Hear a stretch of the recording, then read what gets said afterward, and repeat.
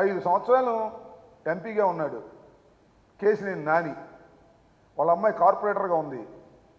జీర్ణించుకున్న తెలుగుదేశం నాయకుడు చంద్రబాబు అమ్మడు తిరిగినవాడు. రాజీనామా చేస్తే అది ఈనాడులో ఆఖరి పేజీ వార్త. ఏం పోయేగాలం వచ్చింది రామోజీ, నాకు అర్థం కాలేదు.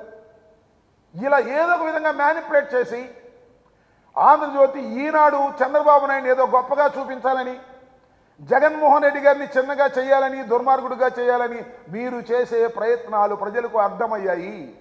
మీరు కక్కే విషం స్పష్టంగా తెలిసిపోతుంది.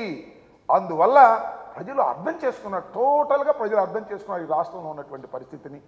ఈనాడు, ఆంధ్రజ్యోతి, TV5, ఈటీవీ ఇలాంటి పత్రికలు, ABN వాళ్ళు చూపించేటటువంటి విషయాలన్నీ కూడా విషం కక్కే విషయాలు తప్ప వాస్తవాలు కావనే విషయాన్ని తెలుసుకున్న తర్వాత కూడా మీరు ఏదో ఎగబడుతున్నారు, ఏదో రాస్తున్నారు, రాసుకోండి, మాకేం అభ్యంతరం. మీ పత్రిక మీరు రాసుకోండి. ఏదో స్వామి చెప్పినట్టు మీ జాంకాయ మీరు తినండి, ఎక్కడ ముంచుకు తింటారో ఎక్కడ తింటారో మీరు తినండి. మీ పత్రికల్లో మీరు రాసుకోండి. మీరు రాసుకున్నా ఏ విధమైనటువంటి ఇబ్బంది మాకు లేదు. జగన్మోహన్ రెడ్డి గారు ఒక స్పష్టమైన స్వచ్ఛమైన పరిపాలన చేసి రెండవసారి ఎన్నికలకు సిద్ధమవుతున్నారు. టీం సిద్ధమవుతుంది. ఎన్నికలకు వెళ్ళబోతున్నాం. అత్యంత ఆత్మవిశ్వాసంతో ఎన్నికలకు వెళ్ళబోతున్నాం. ఎవరిని కలుపుకోము, సింగిల్గానే వెళతాము. 175+25 వెళ్ళి మొత్తం కొట్టుకొని తిరిగి వస్తాం. గుర్తుపెట్టుకోండి, మిమ్మల్ని చిత్తుగా ఓడిస్తాము.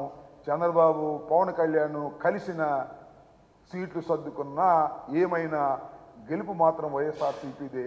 ఎందరూ కలిసినా మమ్మల్ని ఏమీ చేయలేరని ఈ సందర్భంగా తెలియచేస్తూ, ఎన్నికల కమిషన్ దగ్గరికి వెళ్ళి పిచ్చి పిచ్చి వేషాలు వేసేటటువంటి చంద్రబాబు నాయుడు గారికి ప్రజాస్వామ్యం పట్ల విలువ లేదు, ప్రజాస్వామ్యం మీద నమ్మకం లేదు. మ్యానిపులేషన్ మీద మాత్రమే నమ్మి రాజకీయాలు చేసినటువంటి వ్యక్తి.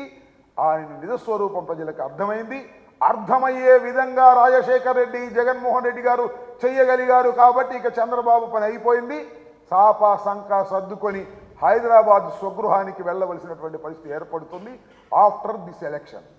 ఎస్ ఇందాక చెప్పాడు ఒక ఆయన, చంద్రబాబు నాయుడు గారు చెబుతుంటే విన్నా, హైదరాబాద్లో ఉంటే ఇక్కడ ఓటు ఉండకూడదా, కర్ణాటకలో ఉంటే ఇక్కడ ఓటు ఉండకూడదా, వలస వెళ్ళిపోయారంట కర్ణాటక నుంచి, ఇక్కడ నుంచి కర్ణాటకకి హైదరాబాద్కి. మరి హైదరాబాద్ చాలామంది వెళ్ళారు, నువ్వు గవర్నమెంట్లో ఉన్నప్పుడు కూడా వెళ్ళారు. నేను ఒకటి మనవి చేస్తున్నా, హైదరాబాద్లో ఉన్నా, ఢిల్లీలో ఉన్నా, కర్ణాటకలో ఉన్నా, మద్రాసులో ఉన్నా ఇక్కడ ఓటు ఉండవచ్చును, నో సందేహం, నో డిస్ప్యూట్. అయితే హైదరాబాద్లో ఒక ఓటు, ఇక్కడ ఒక ఓటు, అది కుదరదు నాయన, అది ప్రజాస్వామ్యం కాదు బాబు. హైదరాబాద్లోనే మొన్న ఓట్లు వేస్తారు, మళ్ళీ ఇక్కడికి వచ్చి ఇక్కడ ఓట్లు వేస్తారు. ఇది ఎట్లా ప్రజాస్వామ్యం అవుతుంది చెప్పండి? హైదరాబాద్లో ఓటుంది, ఇక్కడ ఓటుంటే ఎక్కడో ఒక చోటే ఓటు ఉండాలి, ఇది ప్రజాస్వామ్యం. కర్ణాటకలో ఓటుండి ఇక్కడ ఓటుంటే ఇక్కడో అక్కడో ఒక చోటే ఉండాలి, ఇది ప్రజాస్వామ్యం. అక్కడ కావాలంటే ఇక్కడ కావాలంటే చంద్రబాబుకి, హైదరాబాద్లో కావాలంటే ఇక్కడ కావాలంట. అది చట్ట వ్యతిరేకం, అది అప్రజాస్వామికం. వాటిని తీసేయాలి, తీసేసే విధంగా అందరూ ప్రయత్నం చేయాలి. Either Hyderabad or Andhra Pradesh.